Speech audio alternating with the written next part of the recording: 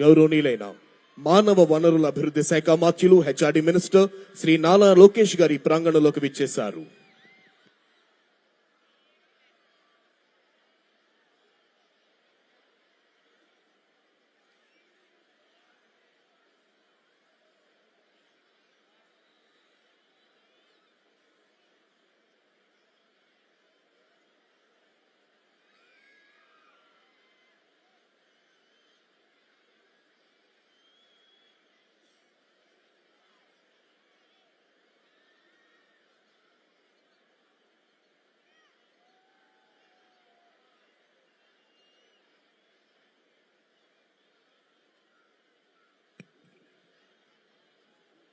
మరికొద్ది క్షణాల్లో ఆంధ్రప్రదేశ్ రాష్ట్ర ప్రభుత్వ ప్రధాన కార్యదర్శి శ్రీ కె విజయానంద్ ఐఏఎస్ ఈ ప్రాంగణంలోకి రానున్నారు.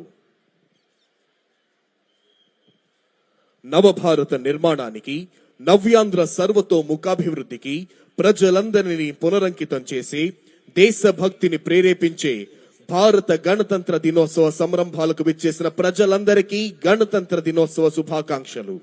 The Chief Secretary of Andhra Pradesh, Sri K. Vijayanand IAS, has arrived at this premises. Andhra Pradesh రాష్ట్ర ప్రభుత్వ ప్రధాన కార్యదర్శి శ్రీ కె విజయానంద్ ఐఏఎస్ ఈ ప్రాంగణంలోకి విచ్చేశారు. వారికి CH Dwaraka Tirumalarao IPS, director general of police మరియు ఇతర ఉన్నతాధికారులు స్వాగతం పలికారు.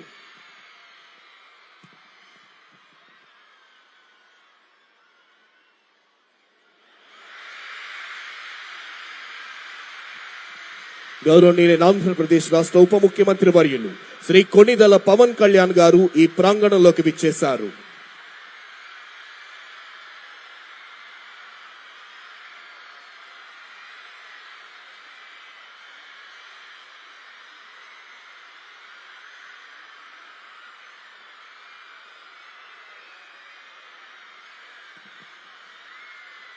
మరికొద్ది క్షణాల్లో గౌరవనీయులైన ఆంధ్రప్రదేశ్ రాష్ట్ర ముఖ్యమంత్రి వర్యులు శ్రీ నారా చంద్రబాబు నాయుడు గారు ఈ ప్రాంగణంలోకి రానున్నారు. Within a short while, Honorable Chief Minister of Andhra Pradesh, Sri Nara Chandrababu Naidu Garu, will arrive at this premises.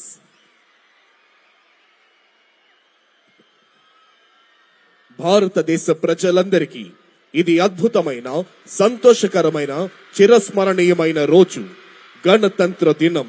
ఈ మాట వింటేనే పరపాలనా సంఖ్యలు తెంచుకొని మనల్ని మనమే పాలించుకునే ఆత్మగౌరవాన్ని సంపాదించుకున్న అద్వితీయ క్షణాలు గుర్తుకొస్తాయి.